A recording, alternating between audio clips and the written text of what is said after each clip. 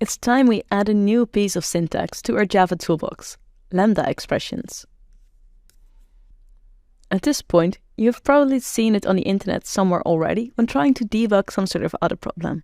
Lambda expressions are the syntax that contains the arrow symbol, as you can see here on the Stack Overflow website.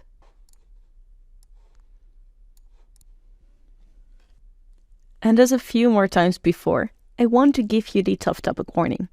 This certainly is a tough way of writing code when you just get started with it.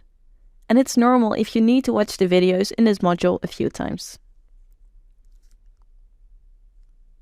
The good news is though, that once you get it, and it's not even that hard anymore. It will become as normal as other ways of writing code if you stick with it. Let's talk about what lambda expressions are.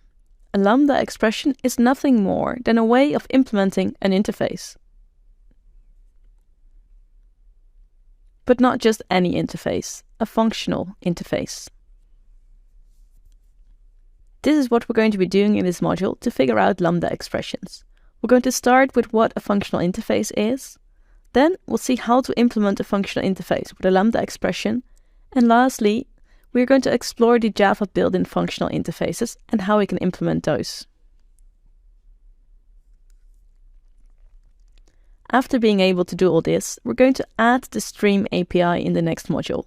We need the lambda expressions to work with the Stream API.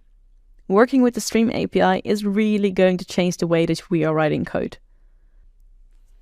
But first things first, let's start with looking at functional interfaces.